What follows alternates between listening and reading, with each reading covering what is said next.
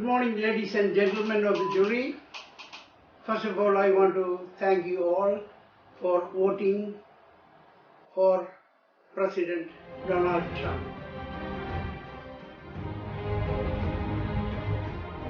I was the first one to congratulate him even before the official results came from India at 1:30 Indian Standard Time. I wanted to thank the American public for realizing what the Democrats were doing during the last 8 years or more. They told us, believe in the rule of law.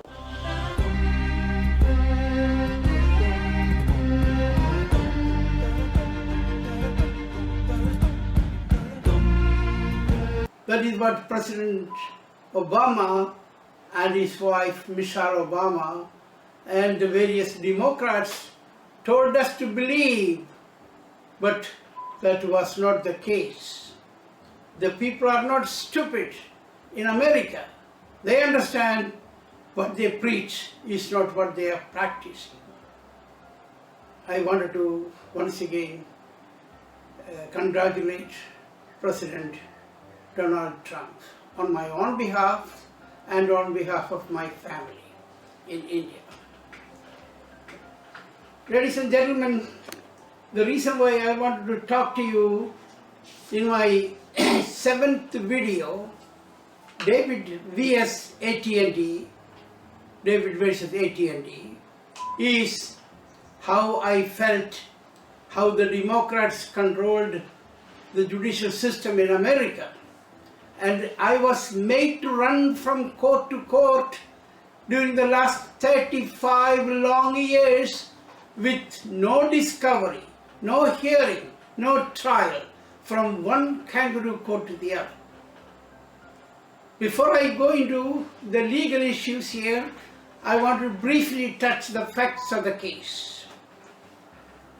In 1974, I and my family, along with the 3 of our daughters, came to the land of opportunity, and we landed in New York.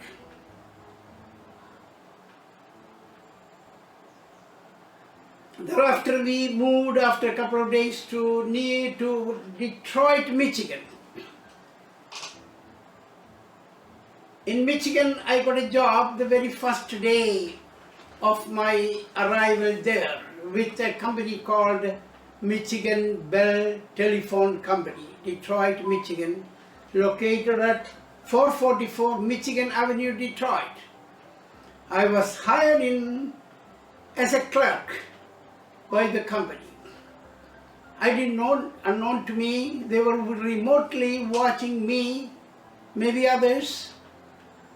After working there 6 months as a clerk, my immediate boss called me and said, Mr. David, sit down here, let's talk. We want to promote you, we were watching you, we were very happy with your work. And he asked, what is your background? Because the immediate managers don't get your information, it goes to the Central Personnel Department. I told him back in India, I used to work for an insurance company known as New India Assurance Company, Connaught Place, New Delhi. I also happened to work for the retired Chief Justice of India, Dr. Teja Singh, at his residence for a short period. I got married and then we moved to England. What happened was, once I explained to this person my background, he said, would you like to be considered for a secretarial position, which is a management job? And I said, yes, sir. Mr. Temple, that was my supervisor's name, he said, Mr. David, go and take a test and come back, we will talk. I went to the personnel, they gave me a 3 or 4 hours test. I passed that in flying colors. And they said, Mr. David, go and work for this guy, his name is David Barnes. I don't know what national origin he was. When I went to his office, he said, Mr. David, I don't want a male as my secretary. I always had females. That was his first reaction. But at the insistence of the personal department, I was hired by this guy.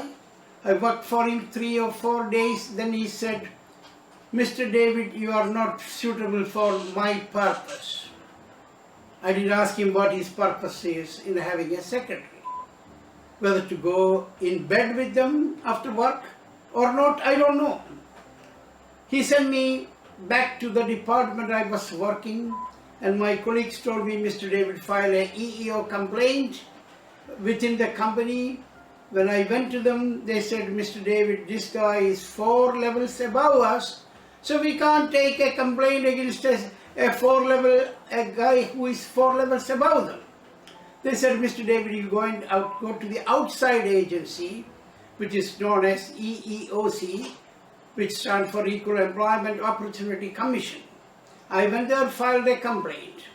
The EEOC investigated and found there is a sex discrimination, a discrimination based on color, gender, age, whatever. No, not age, I'm sorry.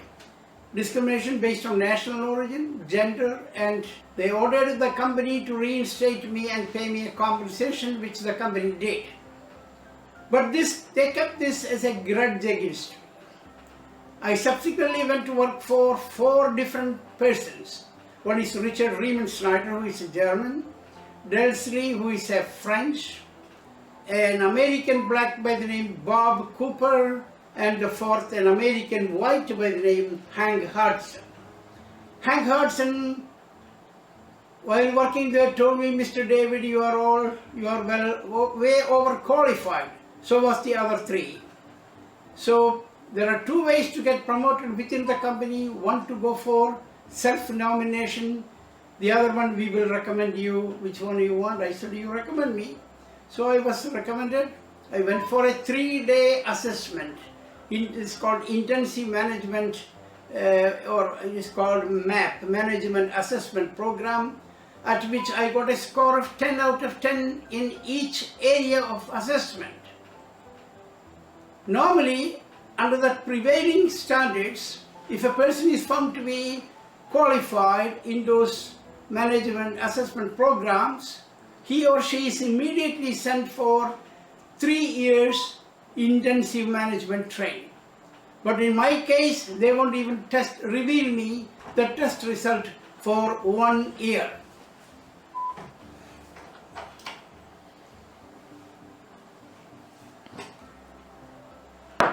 The company will not even they will not even reveal my test result for 1 year until I request it. During a meeting I had with a personal officer, Mr. Shepard, he told me, "Mr. David, you got a score of 10 out of 10 in each area of assessment, but you are not going to be promoted. You are never promotable." I asked him, "Is it because I filed a complaint against the company?" Mr. Shepard kept quiet.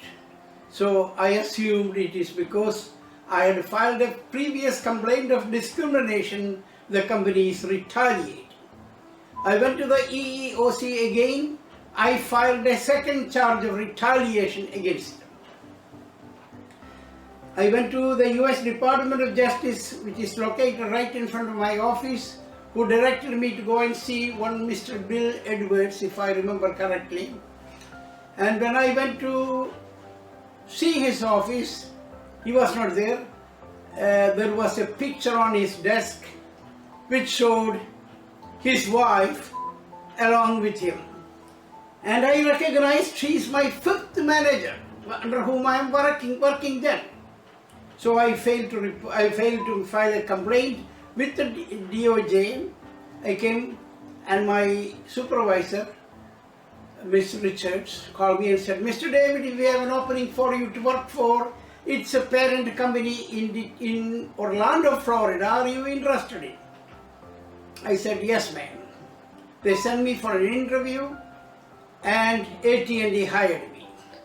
AT&T at that time had 1,500 employees working for them in Orlando in their antitrust legal department. And Michigan Bell had sent 60 other employees of that company, including me, to work for AT&T. The terms and conditions stated that we will all work for the company for a period of 5 years, and after completion of our assignment, we will all be sent back to the respective companies we came from. That was in black and white. We also had an agreement that they will sell our homes back in Michigan, and they will help us to buy another home in Florida.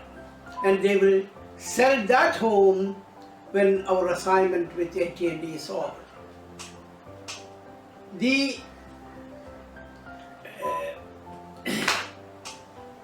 I was subsequently hired by AT&T in Orlando, and I continued to work until August 12, 1981, when AT&T, in collusion with Michigan Bell, elected to fire me from my job for no fault of mine, while giving the 1,500 employees all the benefits. AT&T said, we will give you 3 years salary in a general meeting. They said, we will send you back to the companies you came from in an orderly fashion. But they complied with this with many other employees. They picked me, I being the only person of Indian origin.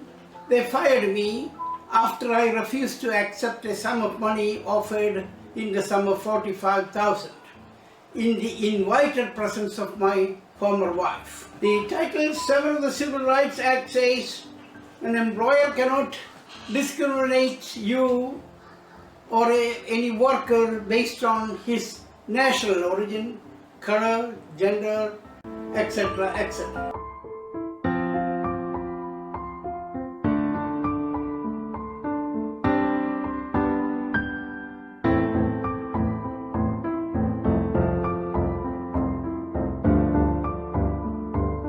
There is another law passed by the Congress which is called ADEA, Age Discrimination in Employment Act.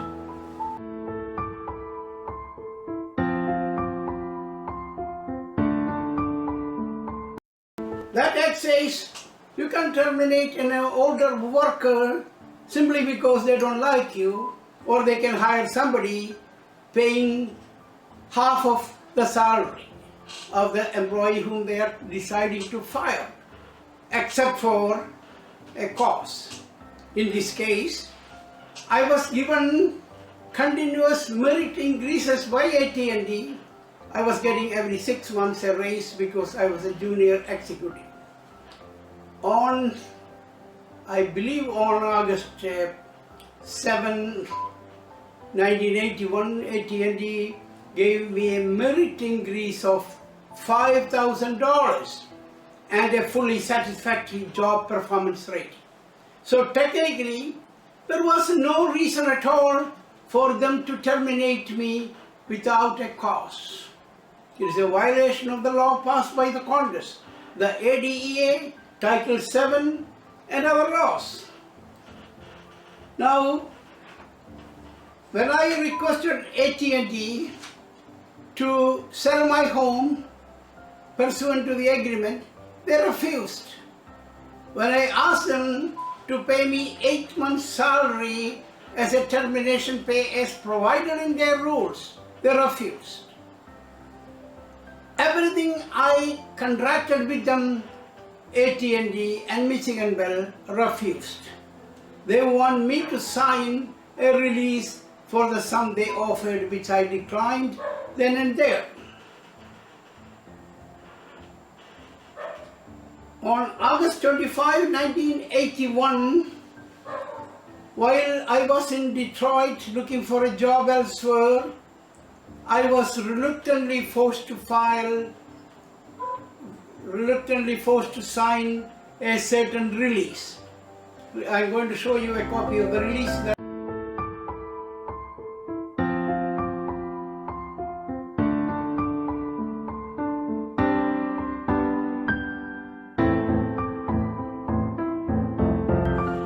The reason why I signed the release under duress and coercion was I had 4 starving children. My son who is a doctor in Tampa now. He was 2 years old. My other 3 daughters, they were 7, 9, 11. My dependent father with me, my wife and myself. We had a nice house with a swimming pool and everything. We have mortgages, 2 cars to pay, make repayment. So the defendants knew my financial situation and they want to take undue advantage of the same.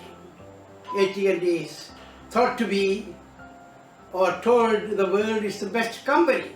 But when it comes to handling their employees, they are the worst corrupt corporation in America. The ordinary people don't know that, but this documentary will explain the tactics deployed by this mammoth corporation in America. Okay? I was forced to sign a release on August 25, 1981 in Detroit under duress. When I returned back to Orlando, I filed a timely EEOC complaint.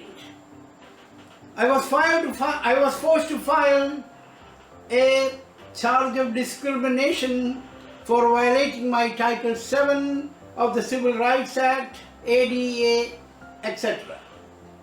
The EEOC, located in Tampa, for reasons best known to them, forwarded my complaint to Detroit, Michigan.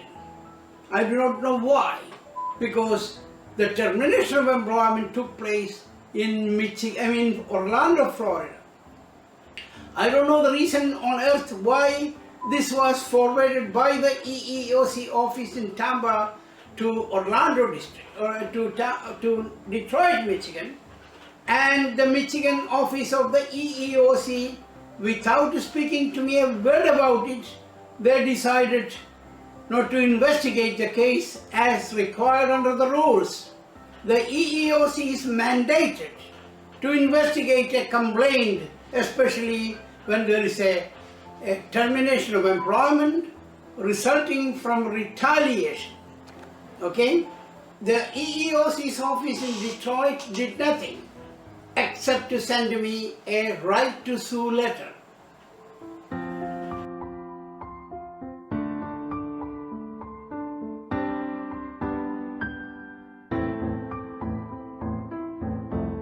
And based on that letter, I commenced a pro se action at the Middle District of Florida in Orlando under case number 82-200 ORL CIV R.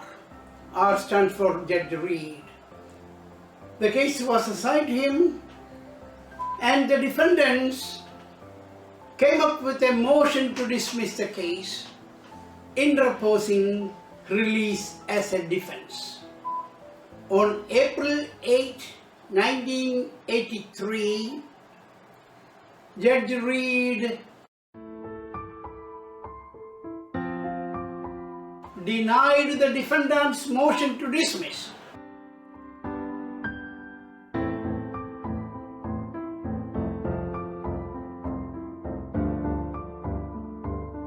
I then engaged the services of an attorney from Chicago by the name Syriac D. Kapl, K-A-P-P-I-L.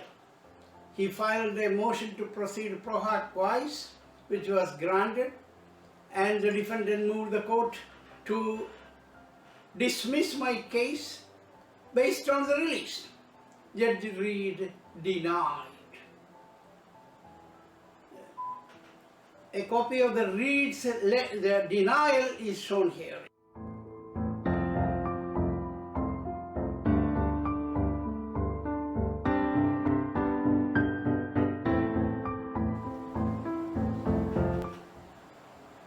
Kapl had previously amended the complaint, my pro se complaint.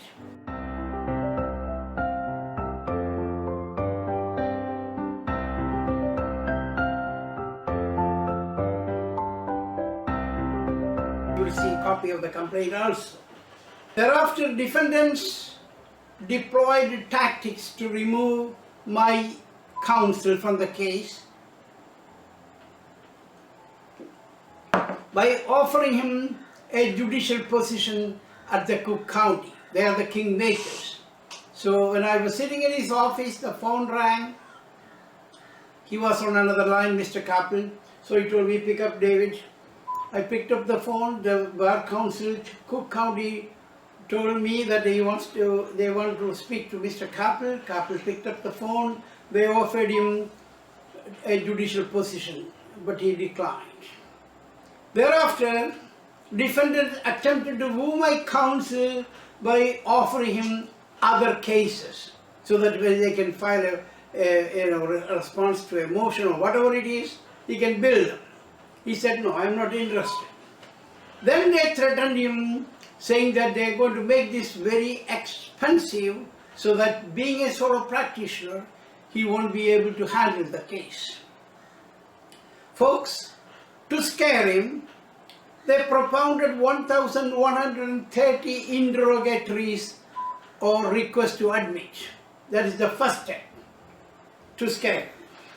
Mr. Kapil promptly notified me the tactics of the defendants and asked me whether, Mr. David, will you be able to fund me money so that I can travel back and forth between Chicago and Orlando, file the discoveries and the required things.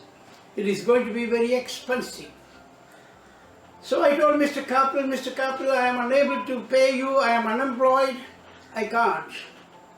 So we agreed mutually to recuse Mr. Kapil from the case, and I took over pro se.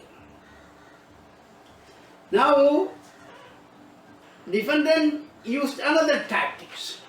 They have to avoid conducting the Rule 42B trial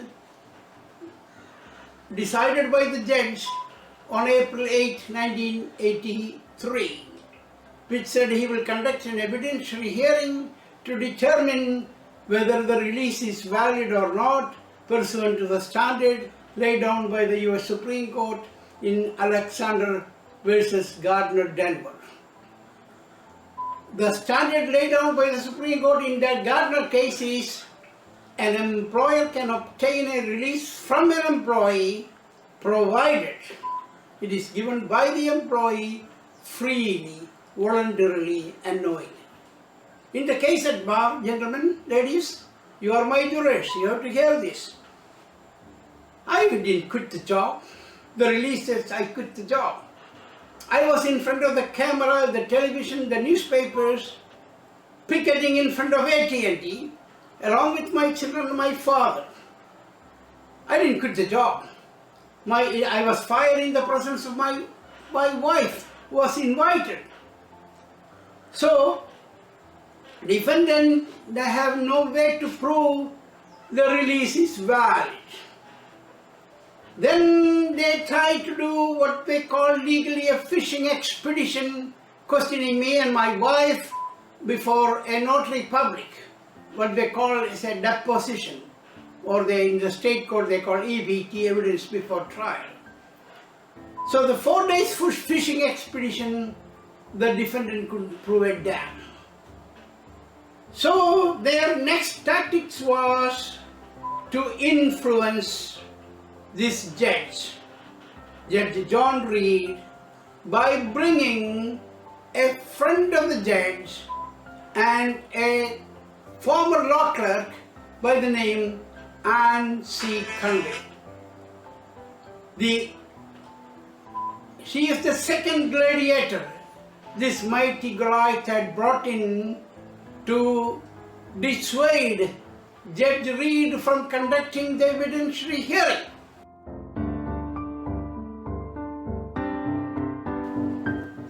The first gladiator is Peter Zinova, who was working then for a law firm called Carlton Field, Emanuel, Cutler and Smith of Tampa.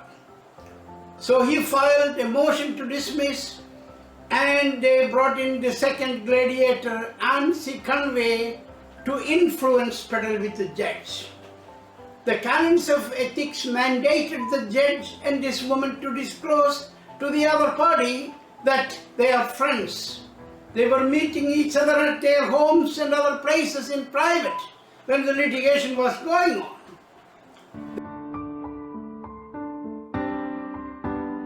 They refused to disclose. From 1982 until 84, the judge did nothing except to deny every discovery sought by me calculated to lead to admissible evidence, while permitting the defendants to conduct 4 days of deposition and propounding getting answers to the 1130 interrogatories. They knew they have no case. They know to begin with they have no case. But they thought they can play Mickey Mouse game with a pro se non-attorney litigant. After seeing the pattern, a clear pattern, especially when we are called for a status conference, judge will say, come into my private chambers, away from public scrutiny. Every time we went there for a conference, there was no conference, he said just bullshitting, okay, in his private chambers. Anne Conway kept quiet. She was the judge's law clerk. She is also a close friend of the judge. She kept quiet. Judge didn't disclose. The canons of ethics mandated them to disclose, which they failed. Seeing the clear pattern, I sent this judge a questionnaire consisting of 20 questions. As soon as he got this questionnaire, the judge called me on the phone from Orlando Federal District Court to New York, where I was then living. He said, Mr. David, this is Judge John Reed. I got your questionnaire. I'm not going to answer them in writing, but I will give you answers over the phone. A federal judge calling a pro se litigant to New York, to Yogesh, New York, where I was then living, and telling me this. I was surprised. But I told the judge, Your Honor, I need permission to tape record your responses. Judge put me on hold, consulted all the people with whom he was sitting. Finally he said, yes, Mr. David. The judge admitted, A, he is a shareholder of AT&t, the same company I am suing. 2, he had worked for Southern Bell Telephone Company, a then subsidiary of AT&t, as its counsel, handling land deals or whatever it is, for several years.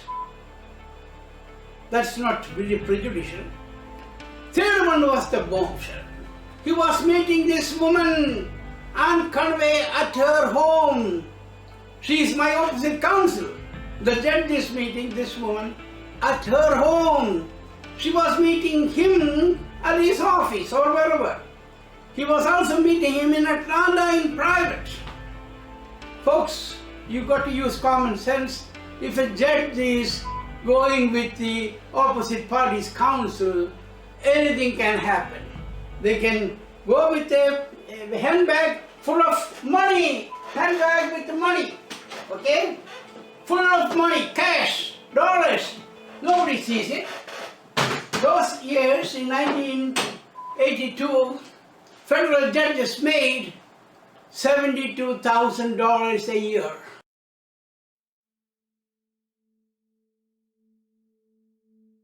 Which comes to approximately $1,500 a week. How are they going to supplement their income? They can't practice. They got to do some hanky-panky. What Judge Reed did, I have no clue. You guess. What this woman was doing in his home and vice versa, and meeting him in private other places, you guess, people. You guess. Now, there was a trial, one of the one of the conferences, the judge ruled, this is a colloquy you will see between me and Judge and Annie Conway. He said there is a triable issue of material facts axis in the case.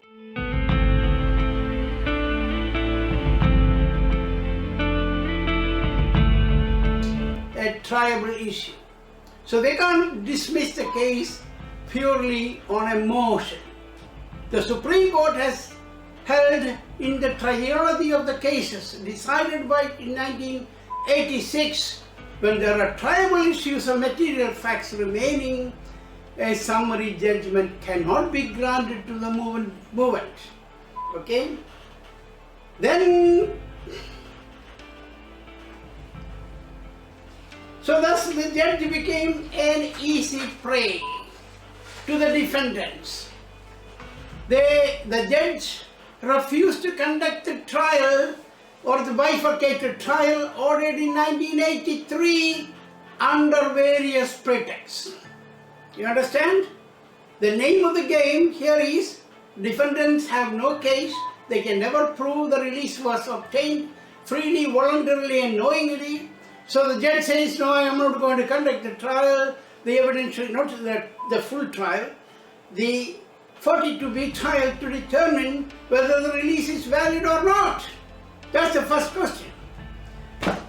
I became suspicious, and when the judge disclosed he was meeting this woman at her home and vice versa and other places, and there is a serious conflict of interest, I notified the FBI Orlando. I also sent a complaint to Chief Justice Warren Burger of the US Supreme Court. Within a week or so, Judge Reed recused from the case.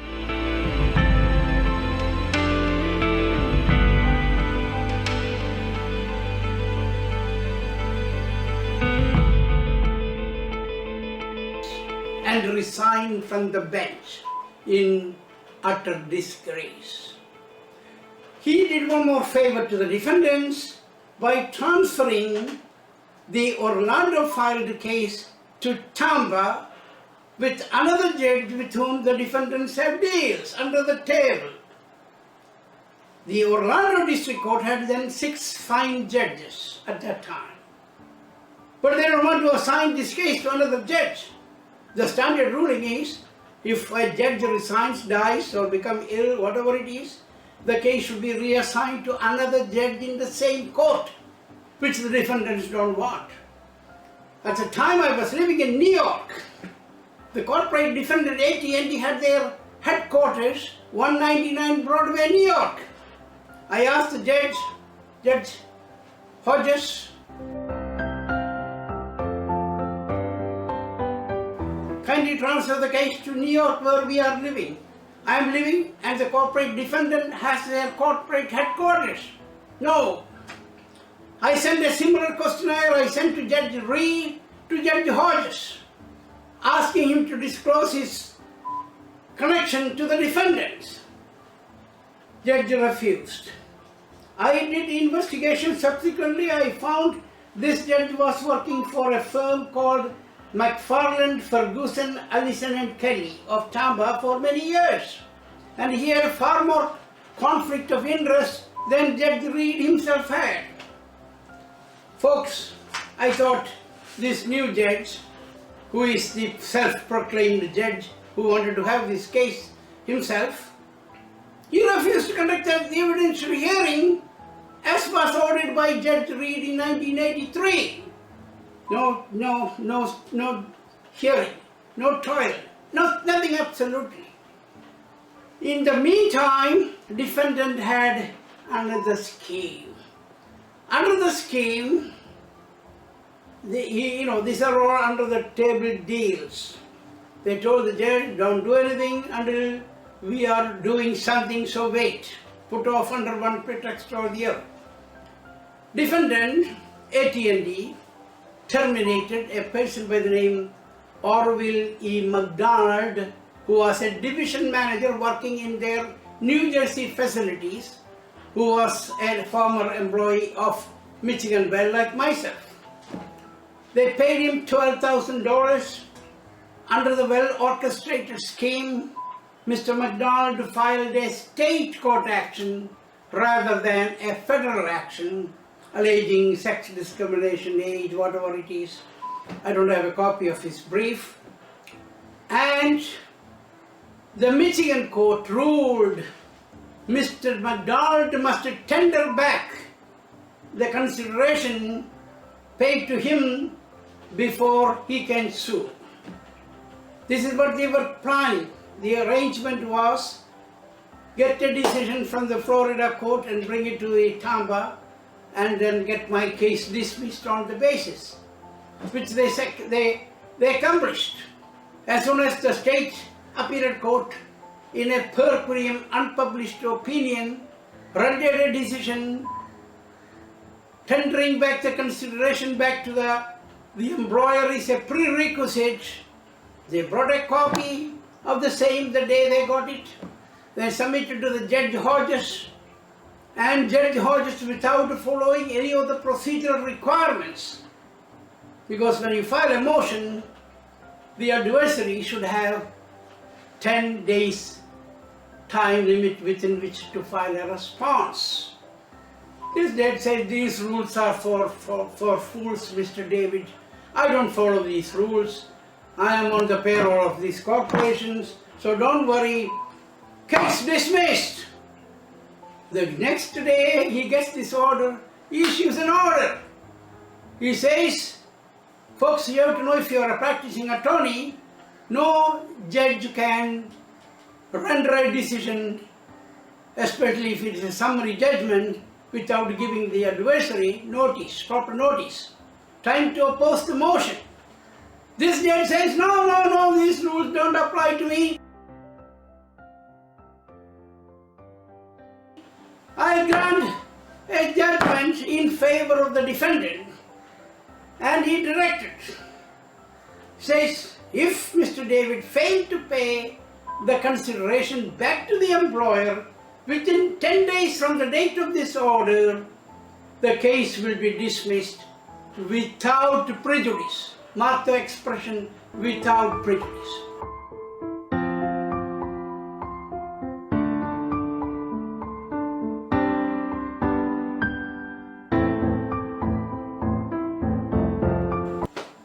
Folks, you have to understand, there are a lot of people in the scheme.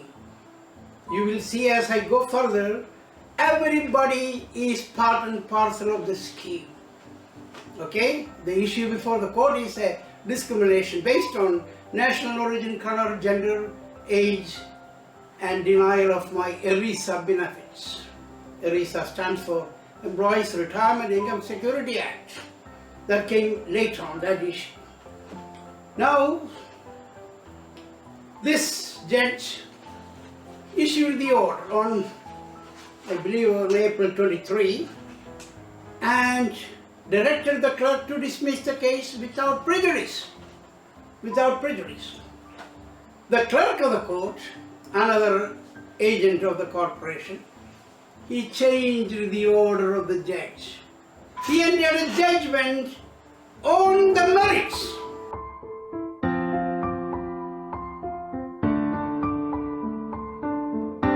On the merits means the parties were heard, there was a trial, there was a hearing, witnesses heard. In this case, nothing happened. Nothing happened. The clerk of the court, by the name Donald M. Cinnamon, entered a judgment. You see the copy of the judgment. Entering the judgment as on the merits. Ansi Convey, gladiator number 2, and Pete Sinover, gladiator number, they were playing games. Folks, being a pro se litigant, I didn't know the difference between these two fine legal terminologies, that is a dismissal without prejudice and a dismissal on the merits. So not knowing these, I filed a timely appeal before the 11th Circuit Court of Appeals. What the defendants did was, they filed a false jurisdictional statement alleging the United States Court of Appeal has jurisdiction to hear the case pursuant to 28 USC 1291.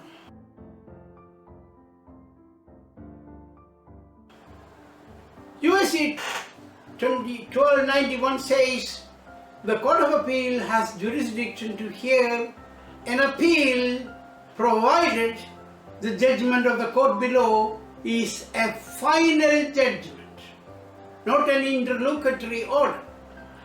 Judge Hodges' order was an interlocutory order, dismissed the case without prejudice. So, Pete Zinneber and Conway and a third attorney, they filed a false jurisdictional statement.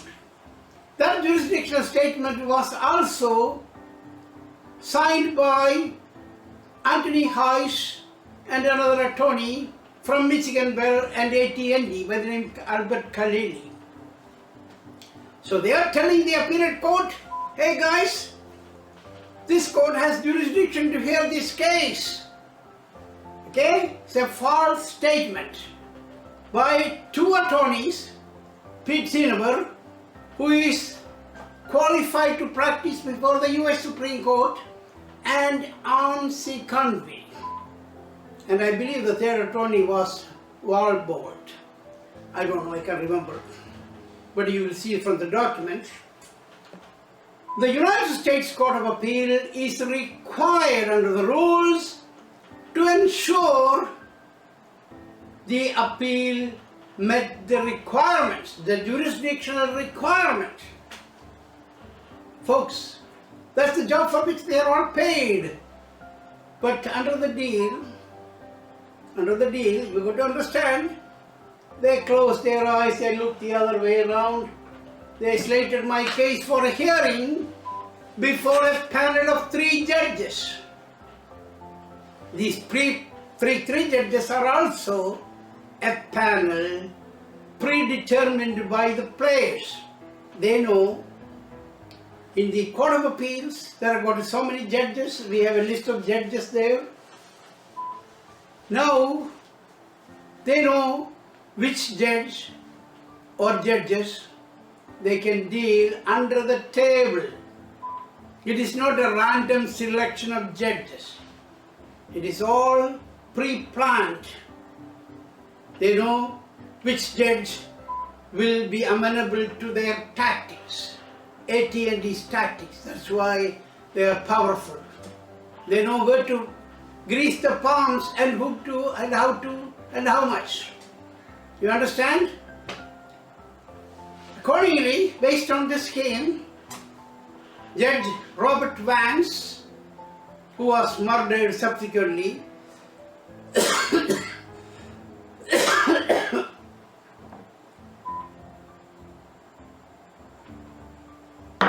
Judge Vance was murdered by a Mr. Moody by sending him a bomb in the mail. So Judge Vance took it, opened the mail at his home, and he was killed instantaneously the same year. The second judge was Clarence Allgood.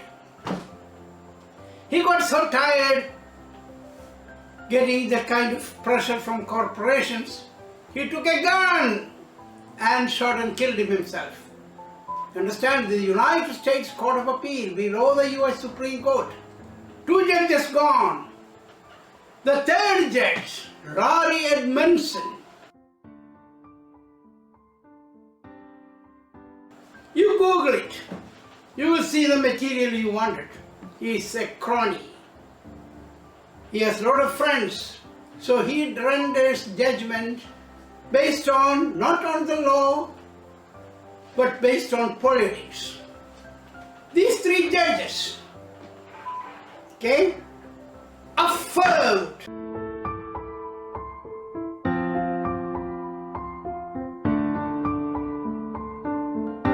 one word. I went to Atlanta to argue the case. I was given 5 minutes time. Before the argument began, I told the judges, Your Honors, I've got 6 legal points to be argued, so I need additional time. One of the judges, I don't know who, of the panel said, proceed on, Mr. David, we will read your brief.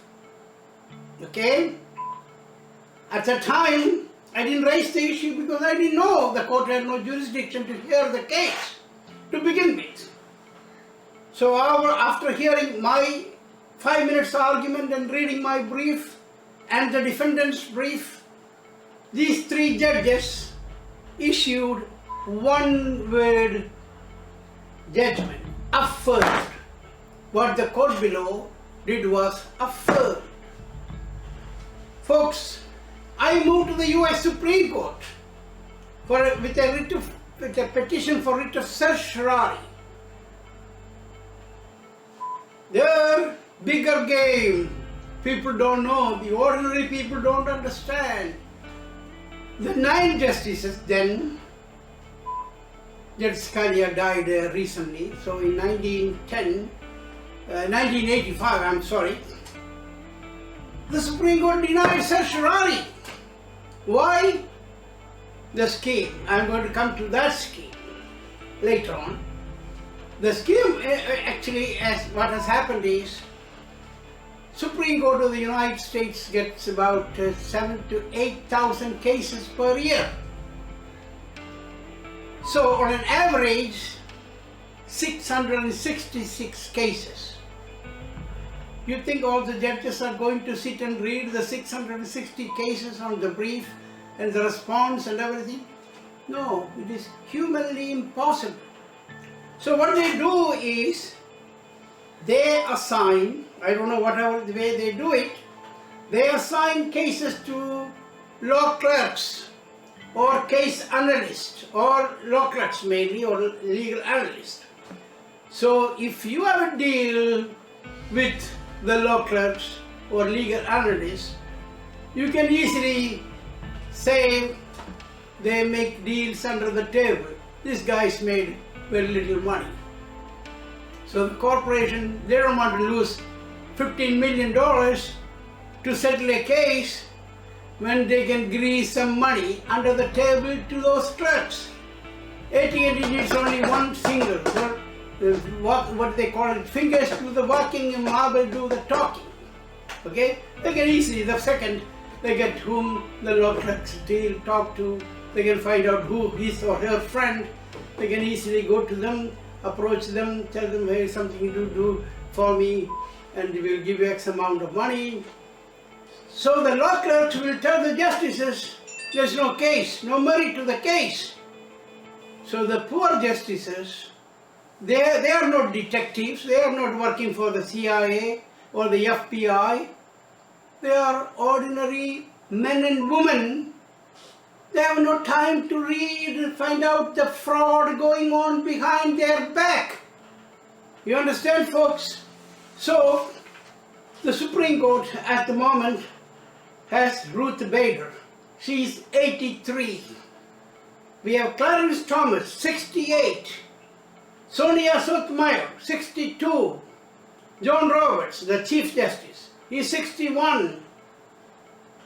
Stephen Breyer, 78. Elena Kagan, she is the youngest Supreme Court Justice now in the US Supreme Court. She's 56. Samuel Alito, 66. And Anthony Kennedy, 80 years old. You think all these justices going to investigate what is going on behind their back? Because these clerks or legal analysts, they are the one going to tell the justices whether this questions presented is worthy of merit.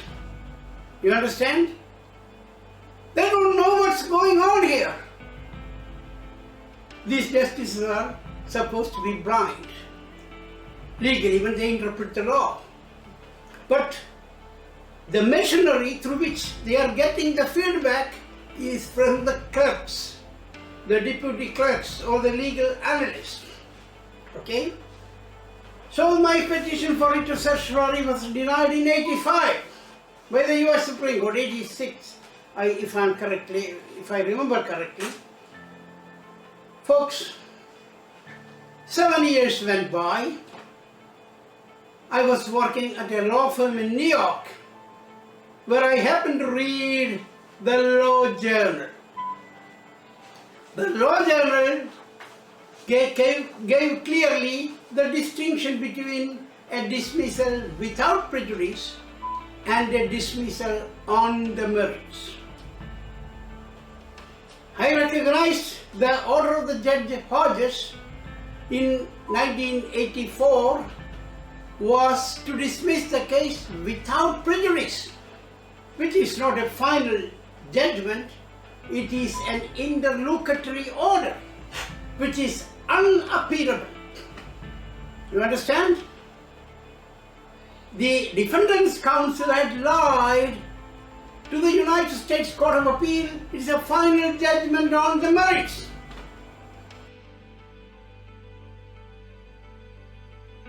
The Defendant's Counsel had lied to the US Supreme Court, saying that the judgment of the court below is a non-final interlocutory order in their brief. And they told the US Supreme Court, then this court has no jurisdiction to consider an interlocutory order of the court below. But what they are doing is, they are telling the United States Court of Appeal it is a final judgment on the merits and persuading them to affirm. See the gimmicks? They lie to one court and go to the other court, Supreme Court, tell the truth.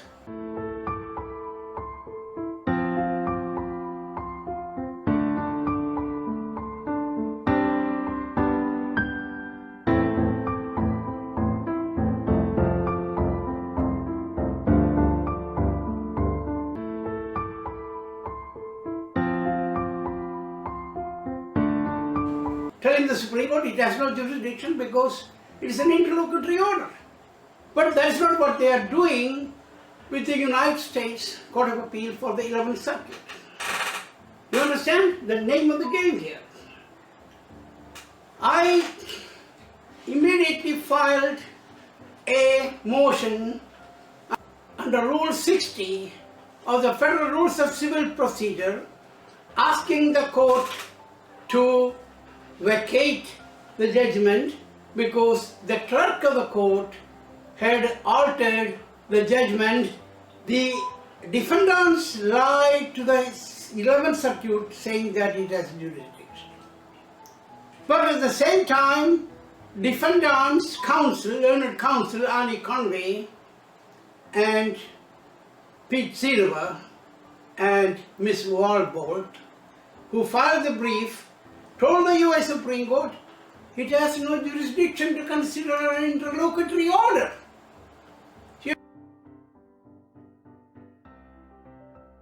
understand? So they are telling one court it is an interlocutory order, and at the same time the same lawyers telling the 11th Circuit clerk of the court it has jurisdiction because it's a final judgment.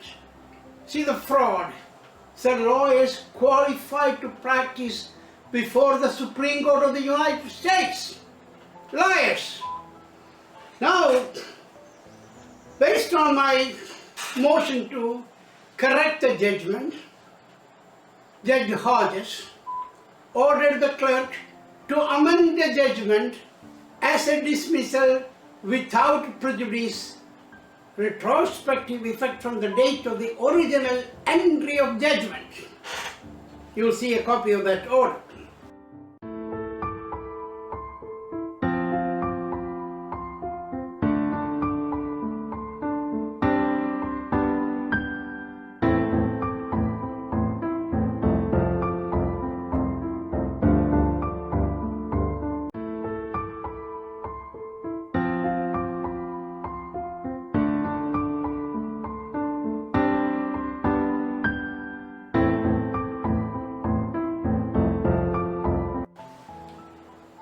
Thereafter, Your Honors, ladies and gentlemen, I filed a complaint with the United States District Court.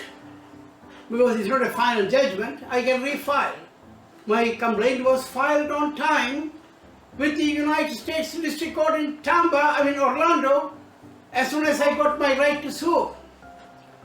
So I filed a case at the Eastern District of New York asking the court to grant me my ERISA benefits to which I am entitled, and also incorporated my unresolved ADEA, Title VII and breach of contract claims. Folks, in every court that I investigated, there are ways to beat the system. The conduit is the clerk of the court or his or her deputy. The clerk sitting in the front desk like a receptionist. They are the first link. They were trained. If it is a major corporation, is the defendant, assign the cases to certain judges. They have no monopoly. No judge has a monopoly to hear a particular case belonging to a corporation. Okay, all judges are deemed equal, except if a judge is specialized in scientific thing, he knows certain things, then there is a use to assign the case to a judge. Or is a judge who is a qualified accountant, who has a background, then that case can be assigned to another judge of that caliber. Ladies and gentlemen of the jury, I forgot to tell you something also which I skipped. After the Supreme Court denied certiorari in 1985, I filed an action against the defendants at the state Supreme Court in New York County under case number 89/378, and that action was for breaches of contract the defendant AT&t had with me to sell my home pursuant to the agreement, to pay me my 8 months relocation, my termination pay, and also other matters including my relocation payments. That action was defended by another law firm called Robertson Finger.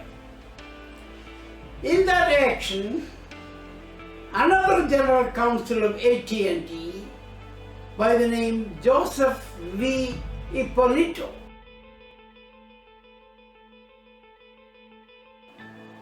who is currently a professor in New Jersey, he filed another false statement, another affidavit, stating that the action, the Orlando action, the judge rendered a decision on the merits, which was affirmed by the United States Court of Appeal and certiorari denied by the Supreme Court. You have to hear, these are lawyers who are qualified to practice law before the courts, the highest court in the land. They are lying. He says the judgment was rendered by the Tampa court on the merits, which is not true. It was altered by the clerk. And they filed a false jurisdictional statement, managed to get an affirmation from the United States Court of Appeals, so they did everything through fraud. And this lawyer, Mr. Joseph V. Ippolito, telling the state Supreme Court in New York County, this claim made by plaintiff, that's me, is res judicata and collaterally estopped, and to grant them a summary judgment. Based on their false affirmation, a pre-picked judge who made headlines in New York, the name of the judge was Mr. Picor, Francis Picor. His election was again under mystery.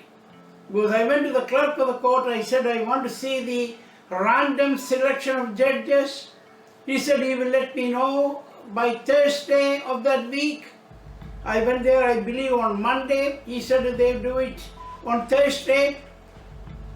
And he said he will call me when they do the random selection. But as soon as I got home, I had a hinge they may be doing some hanky-panky. So I called another clerk. I said, my name is so-and-so. Who is the judge assigned? So the girl said, it is Judge Francis Pecora. So they were lying. They wanted to pick a panel or a judge of their choosing. That's the deal. Judge Pecora had made headlines for collecting large money from an insurance carrier whose cases are before him for his alleged fall in front of the state Supreme Court and for a motor vehicle accident in Long Island Expressway. It was all over the newspaper. So now Mr. Ippolito, the General Counsel of AT&t, files papers saying that this case was decided and dismissed on the merits, which was affirmed by the 11th Circuit Supreme Court. So my claims are barred by the doctrine of res judicata and collateral estoppel. So Pecora, based on their pleading, immediately issues a summary judgment dismissing my breach of contract claims. And I didn't know at the time the fraud going on here. A panel of 6 judges of the Supreme Court of the state of New York County, affirmed, and the Court of Appeals for the state of New York denied certiorari. That's the important thing I forgot to mention. Now folks, after Judge Hodges amended the judgment in 1991, that is 6 years after the US Supreme Court denied certiorari, holding the clerk had made a mistake. So he ordered the new clerk, whoever he was then, to amend the judgment retrospective effect from the date of the original entry of judgment.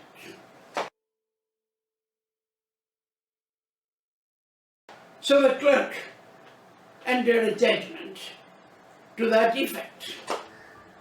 So legally, what the judge should have done, Judge Hodges, was either schedule the parties for a settlement or proceed ahead with the trial of the matter. His decision is based on a hatched case law brought in by the defendant from Michigan State Court, which was already overthrown by the Supreme Court of the United States in Aubrey versus Energy.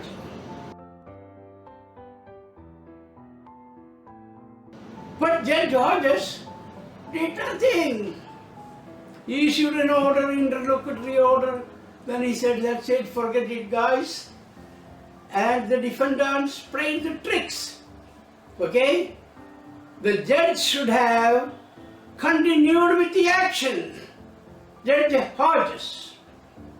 You can't issue an interlocutory order and then say forget about it. He should have done his job, which he failed. Okay? Now, since I'm living in New York at the time, I moved to the federal court in Long Island, which is close to my home. I filed a complaint, which was subsequently amended, and the judge assigned, as I told you before, under a scheme. Once you go to the court and give the clerk of the court the complaint, they will look up who is the plaintiff and defendant. Then they go inside, they come up with the name of a judge. Okay? You don't see where is the random assignment. The assignment of cases by the clerks are based on the training they were given. If it is a major corporation, they know which judge should go the case to, so that they can fix it. They don't want other qualified eminent judges to consider the matter on the merit. That's a scheme all over America, every court. There was a fight, I know personally, in New York County, the same issue came up. And there was a lot of murmur among lawyers.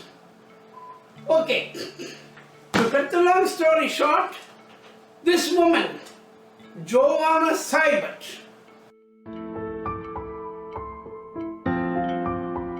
who is appointed by Bill Clinton based on party politics, she got the case. Okay, they know she is the poodle of the Democratic Party, so she got the case. Oh, now the defendants have to seek an attorney who is connected to the political party. So they got a law firm called Fulbright and Jaworski. The firm recently changed from Fulbright to Norton Rose Fulbright and Jaworski. And they got a partner by the name Ralph Curtis Dawson. I call it the Black Month.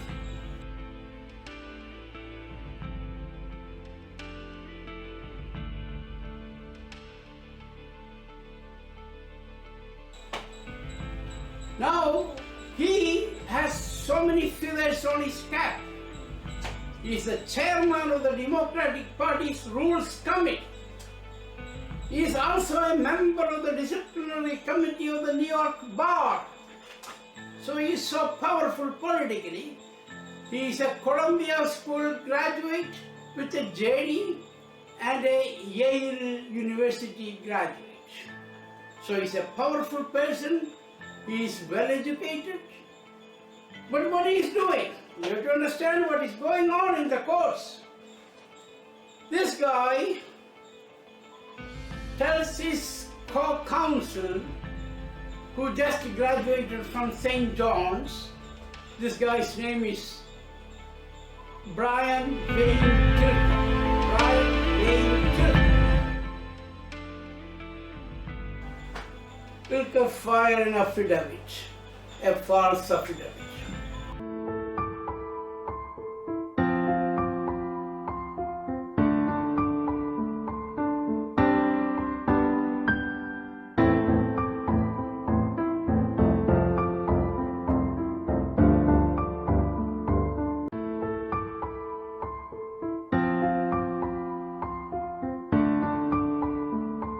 So this idiot is new. He was licensed a year before, 2006. He prepares an affidavit. I'm going to show you his affidavit for your benefit. In the affidavit, he says he has personal knowledge of the facts stated herein. That is the first sentence. He has personal knowledge. Then he goes on to say a lot of things, including on item number 3, on August 25, 1981, Mr. David signed a release in Michigan. You have to hear this, gentlemen, ladies. Then he is telling how they managed to get the judgment from the Taba court, which was on the merit, which was not in fact on the merit, just uttered by the clerk of the court, which was affirmed by the United States Court of Appeal. The United States Court of Appeal had no jurisdiction, and it is affirmed and the cert denied by the US Supreme Court. So he is testifying he knows all of these things.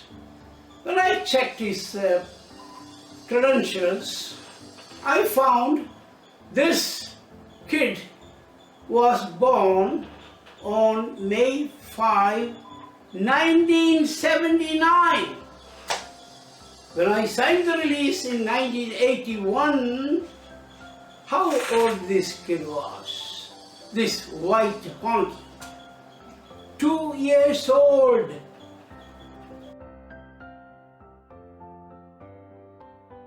'79 he was born. I signed a release in '81, and New York, this kid was living, Brian Tilker. I signed a release 663 miles away from New York. He is testifying to the federal judge, "Judge, I have personal knowledge about all the things he stated in his 3-page affidavit," which is false. And this vampire judge, Seibert, grants a summary judgment based on this 2-year-old person's affidavit. Simply because he is now a lawyer, he can't recall what happened in 1981. Okay? His testimony was totally false and perjured. You understand, folks? So this woman, this crazy judge, this rotten wood should be removed by President Trump immediately. She grants a summary judgment solely and only on the basis of this 2-year-old person's affidavit.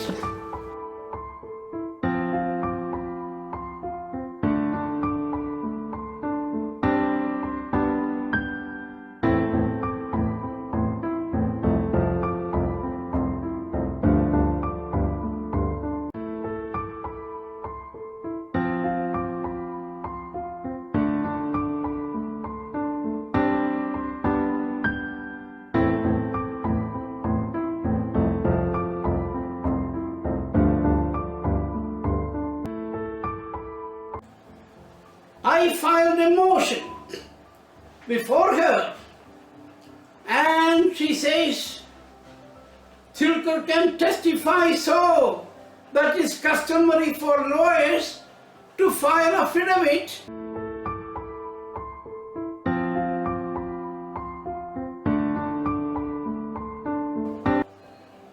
To overcome a motion for summary judgment, or to support in support of a motion for summary judgment. You understand? We are going to read from paragraph, or going to show to you what a ruling and justification for accepting 2-year-old Tilker's affidavit. Ladies and gentlemen of the jury, you've got to be careful to listen to me, please. If you are a lawyer or a judge or a jurist or a law student, understand. The Supreme Court says a motion for summary judgment cannot be granted if there are triable issues of material facts exist in a case. That was the holding of Judge Reed. There is a triable issue.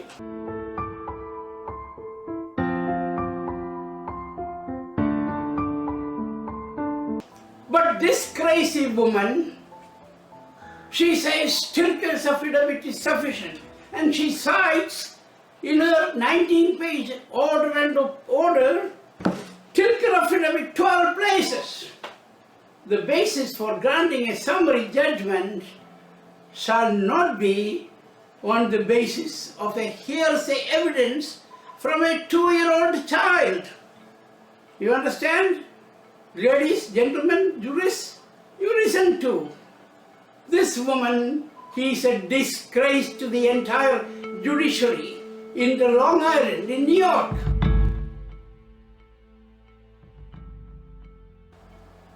She should not be permitted. She should be forced to retire. She can't decide a case without a trial. I asked her, I want discovery. And there is a colloquy between me and her.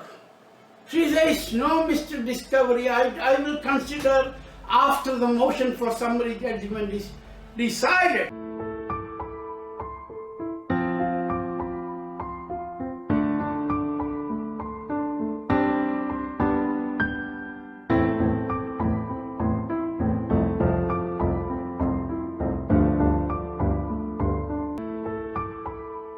It's like telling you, I'll put the cart before the horse. Discovery should be granted before the trial or before the motion to be considered. She says, no, you will show you the colloquy between me and this woman and Mr. Dawson, who never came to the conference, pre-motion conference.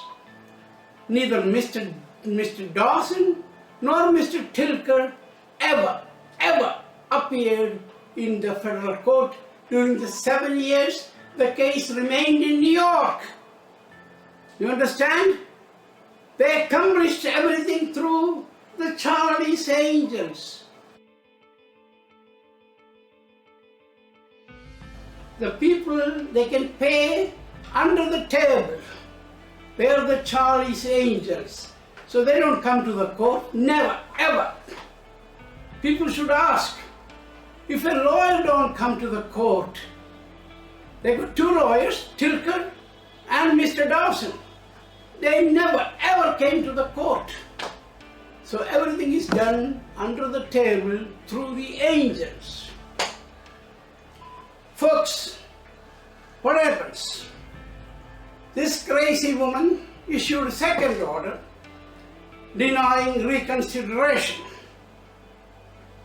I promptly filed a motion to proceed in forma pauperis with this woman, because once you are terminated by a corporation in America, employers think there is something wrong with this guy. He's, they try to create sort of panic. They badmouth so that nobody will hire a person who was dismissed. That was even with the US government. They refused to hire me, then I threatened to sue them. I didn't even have a parking ticket. That's why I was hired eventually by the Internal Revenue in Miami, in the appeal division. Okay, I worked there for 1 year and I quit the job because it is not only the least paying job, but there were a lot of other problems which I recognized. So this woman rendered the decision, and I asked her to allow me to proceed in forma pauperis, although I was unemployed. She denied arbitrarily and capriciously. Then I was forced to pay my filing fee out of my meager unemployment benefits to the United States Court of Appeal for the Second Circuit. Now the game is there. As soon as I file my notice of appeal and paid the fee, we get an order from a person whose initial is DH.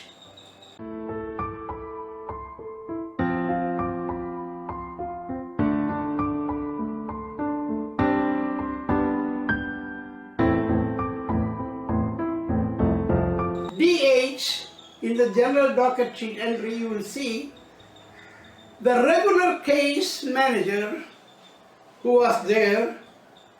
They moved her somewhere and they brought a new girl by the name Anna Staglic to be the new case manager.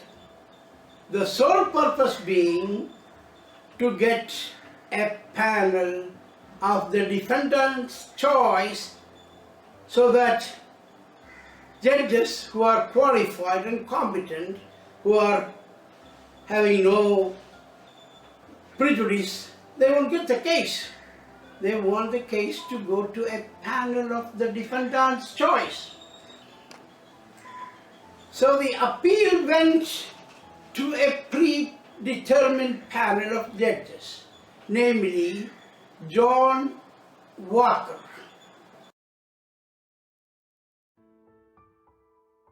United States Court of Appeal for the Second Circuit, Rina Radi,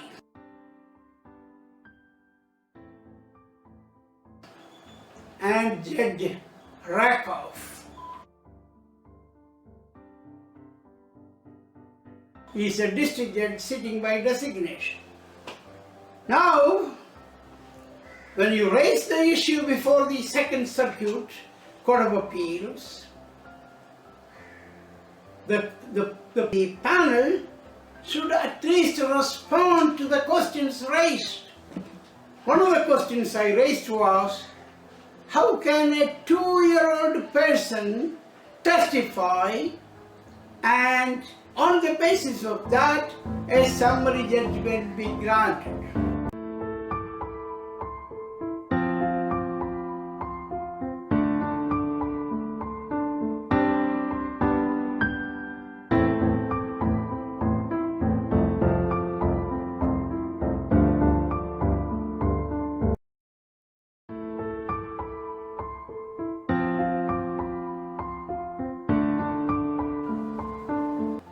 The other thing which I raised was, under the canons of ethics, under LYCRR 1200 8.4, an attorney cannot be a witness in the same action. Tilker filed the motion for summary judgment. He signed it on behalf of Mr. Dawson. Then he testifies as a witness. He can't do that. The rules do not permit. The NYCRR 800 8.4 says a lot of things there. What lawyers cannot do to persuade a judge to get a judgment, which is unethical. Okay, folks, we are going to show you the canons of ethics. So these two lawyers, this black monkey and the white honky,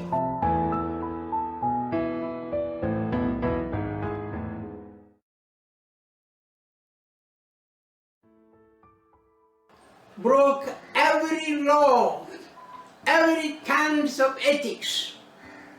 Folks, there is a big fight going on with the disciplinary committee of the New York Bar, where they close their eyes if the crime is committed by major law firms. With the DDC.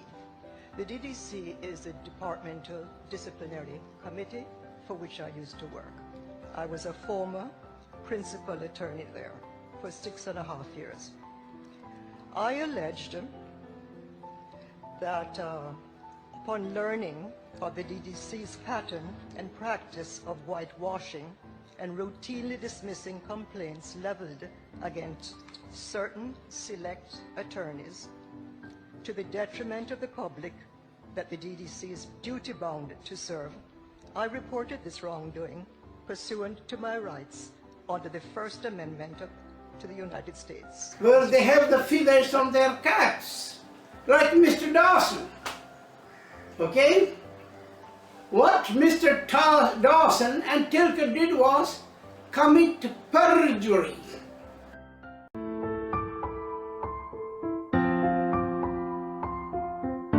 Perjury. Okay? Now the Second Circuit, without addressing any of the issues I raised on appeal, simply affirmed, like the 11th Circuit Court of Appeal did.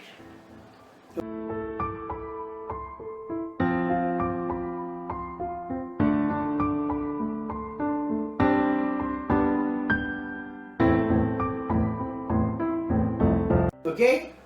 The purpose of selecting the panel is to enable the defendants to walk away scot-free.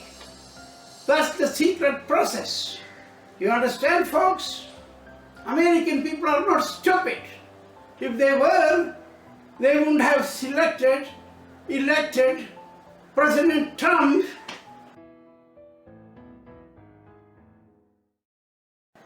hearing the lies of the Democrats. They said the rule of the law. This is the rule of the law. What is going on in the courts? Do people get justice in America unless they resort to violence? Everybody cannot be moody to send a bomb to the judges. You understand? I come from a country of Mahatma Gandhi, who taught us the principles of ahimsa, non-violence. While I am living abroad on a self-imposed exile for the last 6 years, is because there is no way you can get justice there. Folks, you've got to understand. Now, this panel affirmed, and you will see a copy of the judgment of the United States Court of Appeal.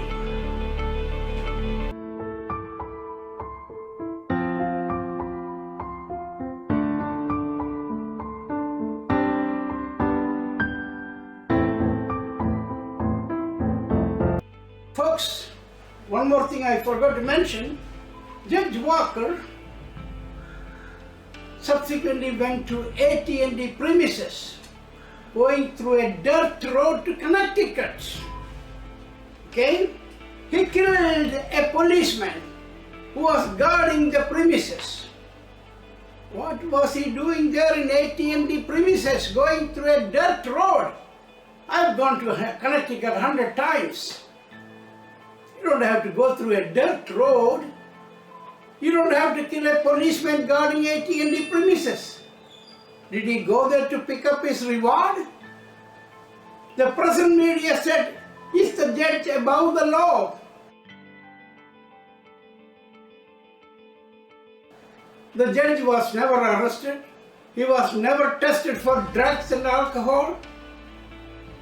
To kill a policeman, and he goes scot-free. The United States Court of Appeal Judge John Walker, he goes scot-free. Okay, now they move to the Supreme Court of the United States again. That's the 4th time. Supreme Court, as I told you before, they have a printing machine. It will say petitioner, defendant, certiorari denied. You know why? As I repeatedly told you in the previous recording, these judges, these justices, they call justices in the Supreme Court, judges in the court below, these justices don't have the time to read the 7,000 to 8,000 briefs and supplemental brief and all these things. They are human beings. They are not mechanical instruments. I feel sympathy for the 8 justices currently occupying the Supreme Court of the United States. Okay? Some of them are very old, 80 and 83. That's too old, I believe. They should be resting.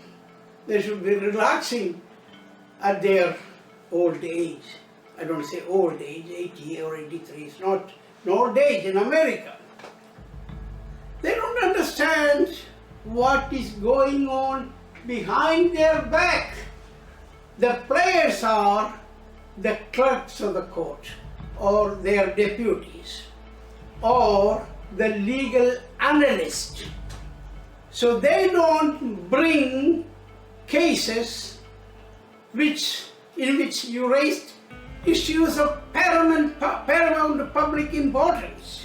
After the US Supreme Court denied certiorari from the New York action, where the Judge Seibert ruled against me, and the United States Court of Appeals for the Second Circuit affirmed, I filed a petition before the US Supreme Court. That's the 4th petition. There is one common thread in all these things. There is one particular law clerk or case analyst by the name Melissa Blarlock. She is the common thread.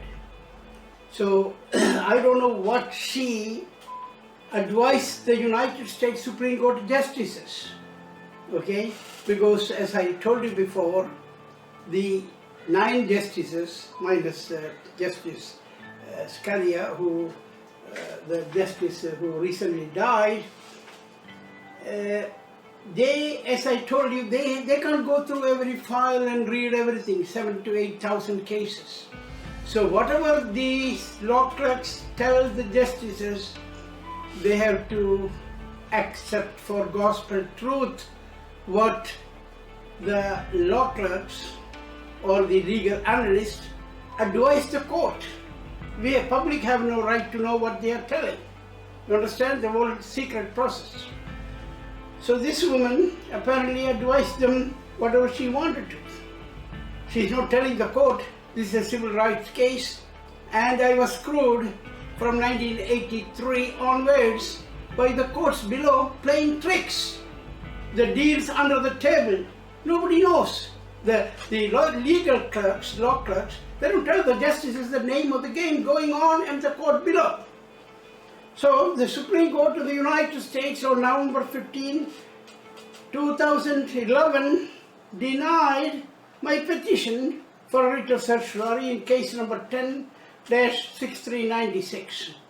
And they also denied rehearing on January 24, 2011. Okay? Now what I did was, I'm so angry, so vengeful. If I cannot get justice in the United States, I committed no crime. This is not a criminal case, it's a civil case. A corporation fired an employee illegally in violation of all the laws. You are asking the courts to help you, and the courts are all partisan, putting money in their pocket. This is how they fix the cases. These major corporations pay the officials, the various court officials, so that they don't have to pay 10-15 million to a complaining plaintiff. So I was so mad, I was thinking what to do. Then by the grace of God, I realized, after doing a lot of research, the Court of Appeal for the 11th Circuit had no jurisdiction to start with. If the Court of Appeals for the 11th Circuit had no jurisdiction to consider an interlocutory order of the Tampa District Court, how can it consider the matter?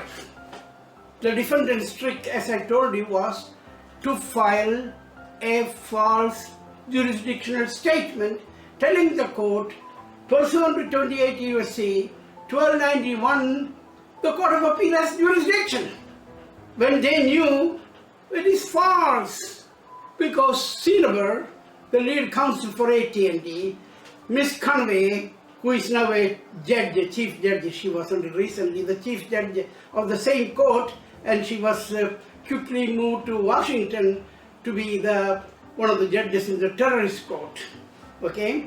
Now, they knew what I am telling is the truth, but these judges who are bribed, they don't listen. The clerk of the court don't listen.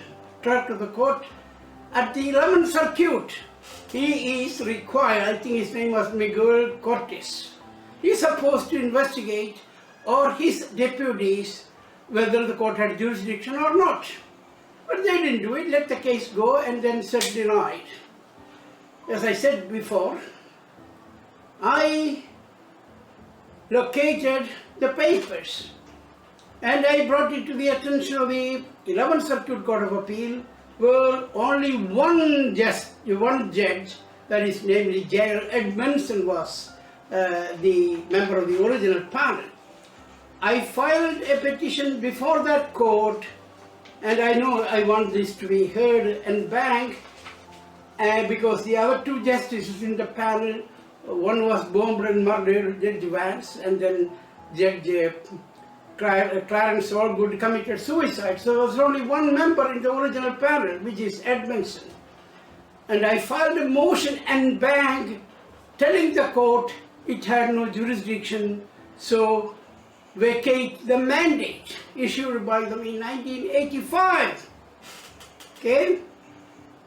Now Judge Edmondson denied the motion.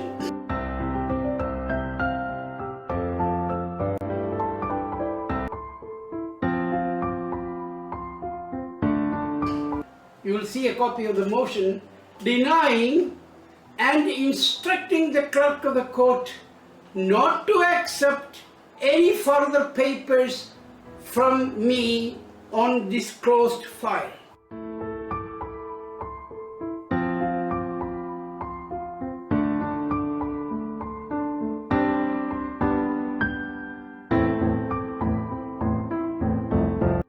Who closed the file? They themselves did. I didn't tell them to close it. Okay? Now, Judge Edmondson alone, as a single member of the court, cannot direct the clerk not to accept my papers, because I sought en banc consideration, the entire court. I am raising an important issue, a constitutional issue. If the court has no jurisdiction, how can they hear the case? That's an important question. Okay? So, he denied my motion and instructed the clerk not to accept. Despite his instructions to the clerk, I filed 15 sets of papers again, asking the en banc court again to consider my petition, because the court had no authority to start with. Judge Edmondson this time decided to bring in another judge, Judge Stanley Marcus,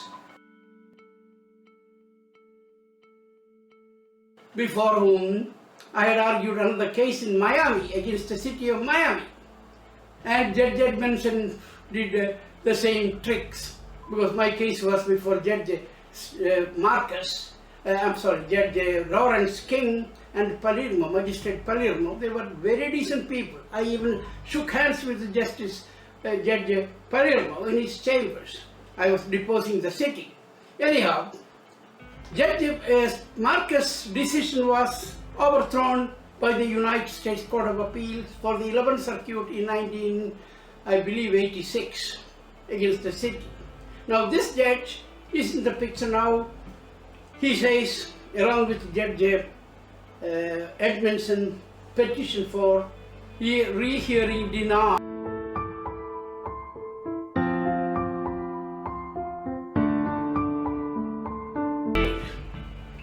Okay? They don't want to address, tell the reason why.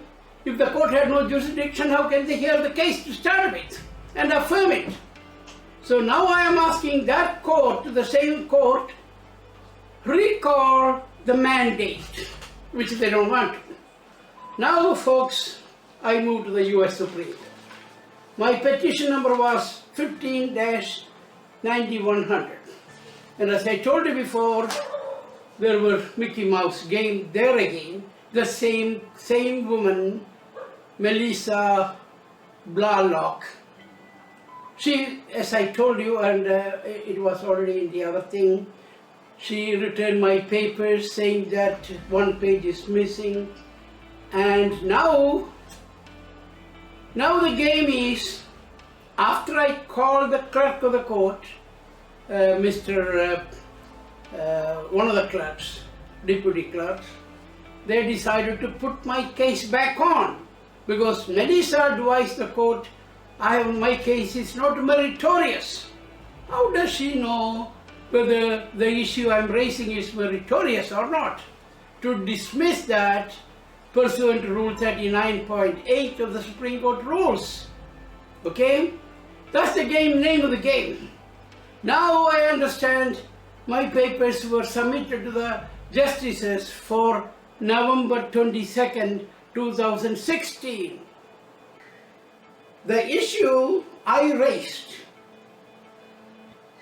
before the US Supreme Court lately is, if the United States Court of Appeal for the 11th Circuit had no jurisdiction to consider an interlocutory order of the Tampa Court, how can the court examine the case, the Court of 11th Circuit Court of Appeal, and affirm the same?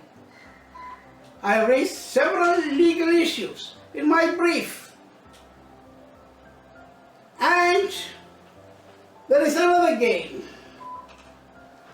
I sent my brief to the US Supreme Court by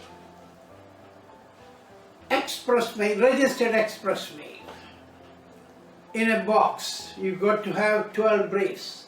Pro se, lawyers are required to file 40 sets. Pro se, you only have to 10 plus 1 or 12 copies at the most, with all the brief and the attachments and everything. I sent it to the US Supreme Court, and this woman, who seems to be having the monopoly of hearing corporation cases, her name is Melissa Blarlock. Melissa Blarlock. I tried to Google, and there are so many Melissa Blarlocks, and I identified one person who used to work for a law firm before and who went to work for Coca-Cola company, then apparently joined the Supreme Court. She is the one who is having monopoly of AT&t cases, or my case. So this woman returned my old damn papers back to me in that box,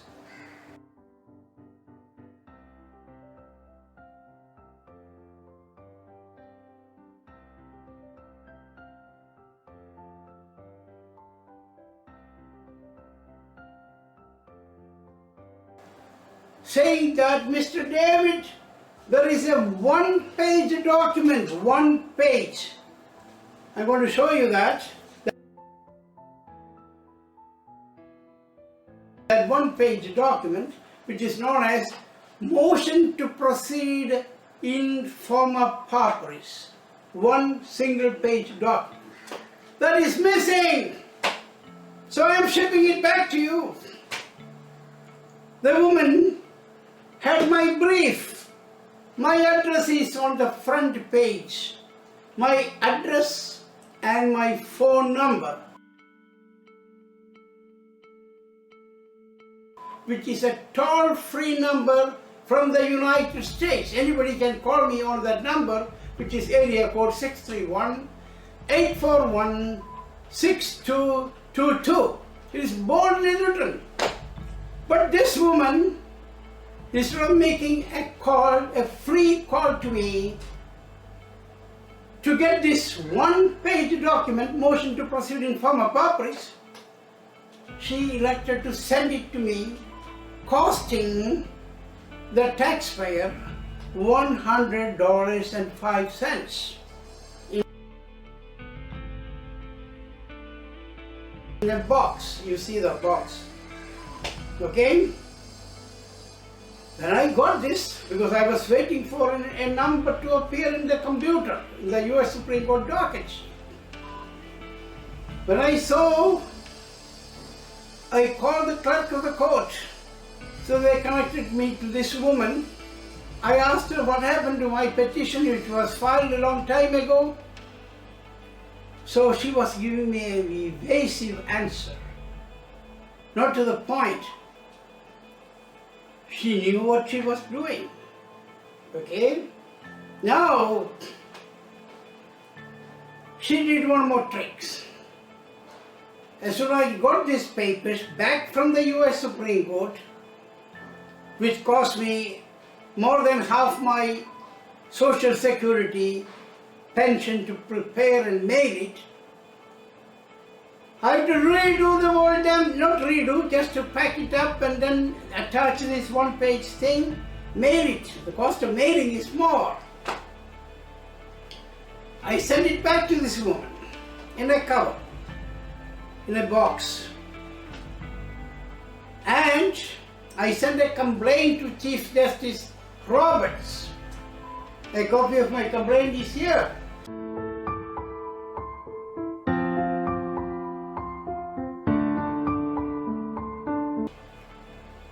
As soon as the Supreme Court got my complaint, they assigned a case number, which is 15-9100. Now, after my complaint was accepted by the court and assigned a case number, I called the court again. And I talked to a gentleman by the name Mr. Atkins.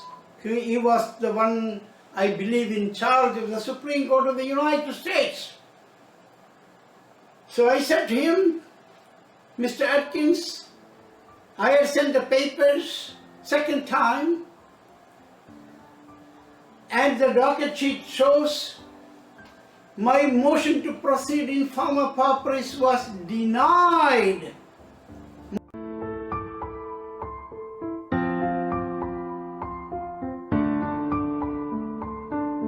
Motion to proceed in forma pauperis is denied pursuant to Rule 39.8.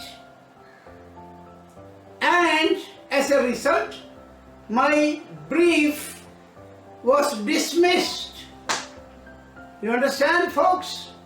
Rule 39.8 of the Supreme Court rules state the court can dismiss if the appeal is frivolous.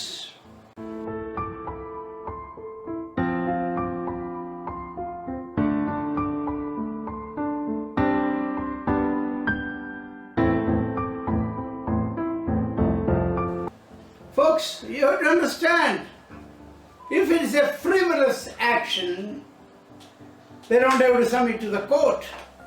What I am raising before the Supreme Court of the United States is violation of my Title VII, ADA, breach of contract and ERISA benefits, and dismissal of the action by the Tampa court, which was altered by the clerk of the court as a dismissal on the merit, upon which the defendant moved to the 11th Circuit Court of Appeal to get it affirmed.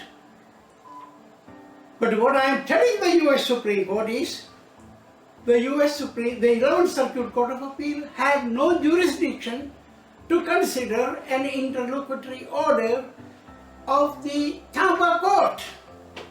Is it a frivolous issue, folks? Who decides what is frivolous?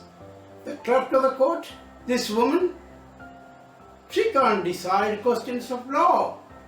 The justices have the right to decide whether I am raising a frivolous issue or not.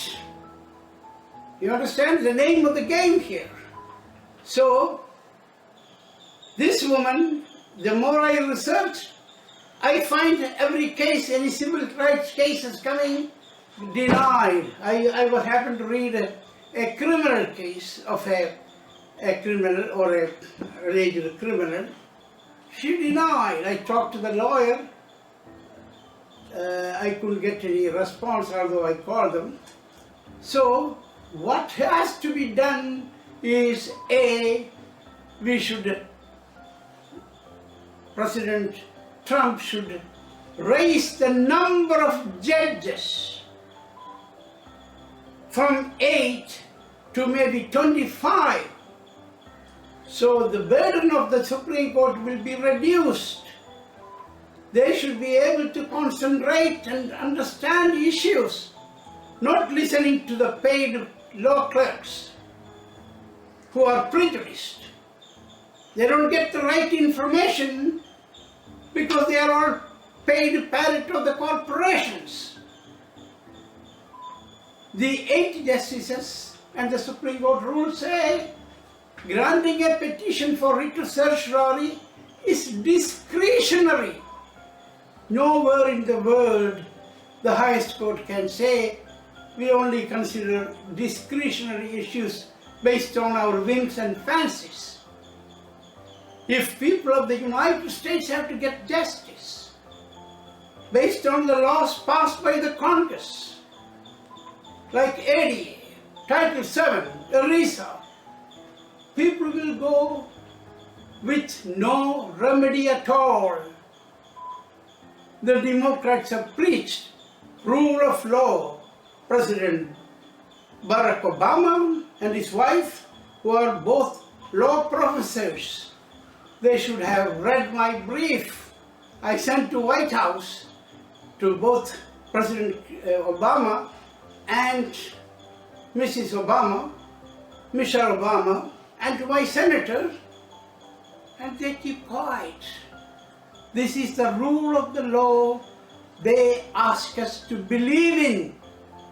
I was only trying to enforce the laws passed by the US Congress. The Constitution says the courts are there for ensuring your right to liberty and property is to protect them. My right to liberty and property is a terrible peril under the Democrats. President Trump should rise to the occasion, clean up the Justice Department. That's where the major problem. The Justice Department is, I don't call it Justice Department of Injustice. They're the bigger game. My complaint against Dawson and Tilker went to a gentleman from India by the name Preet Bahar. He's the US attorney appointed by President Obama. And he says, oh, Tilker and Dawson have not done anything wrong.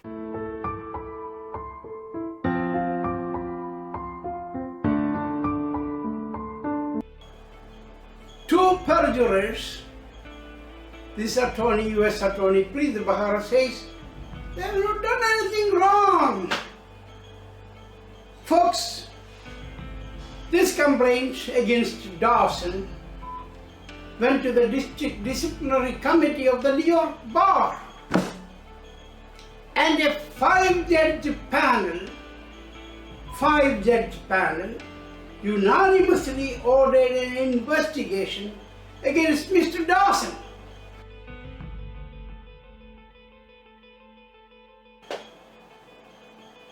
You see the docket. Did they conduct an investigation? The first department of the Supreme Court of New York instructed the second department to conduct the investigation because there is a conflict of interest. Dawson is the chairman of the political party. He is also a member of the disciplinary committee of the New York Bar.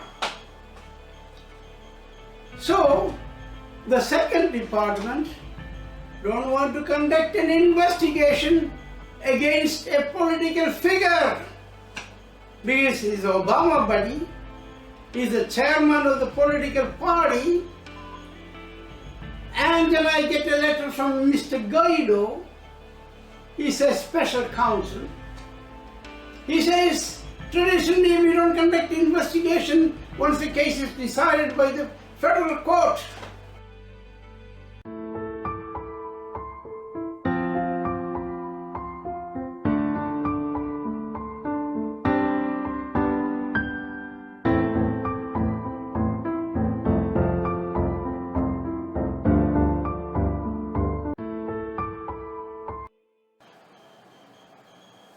Folks, you understand what is going on? Cover up. Lawyers try to lie and get justice for themselves by pocketing nearly $30 million. This Mammoth Corporation, I call the Mafia Corporation, is paid to them to defend an action in which they have no leg to stand. If they had a defense, a valid defense, they had 35 years to conduct that evidentiary hearing based on the two-page order of the Judge Reed. They don't want a discovery. They don't want a trial. They don't want a bench trial or a jury trial. This is the system of justice we have today. Folks, hope in the year 2017 will bring in hopes to millions of Americans. And the Democratic Party in America will perish like the Congress Party in India. They ruled for many years and everything they touched ended up in trouble. in India. In America, the same thing is going to happen. The corruption mill was in full swing. So what President Trump has to do is clean up the Department of Justice first. We should have career executives.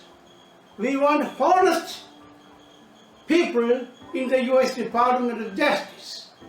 Whether it is Hillary Clinton or President Obama, prosecute them to the fullest extent of the law, not look the other way around. Okay? That's one thing. Secondly, we must have adequate number of justices in the Supreme Court who are active. I don't want to blame anybody. Justice Ruth Bader has already said she is going to resign if Trump becomes the president. And they were trying to pack the Supreme Court with the Democrats. I'm not saying Democrats are bad people. I voted for them 40 years in America, including President Obama at the first election. But sitting here 7,000 miles away from the United States, I know what is going on based on my own experience. Ladies and gentlemen, I want to thank you all. I want you to enter your verdict.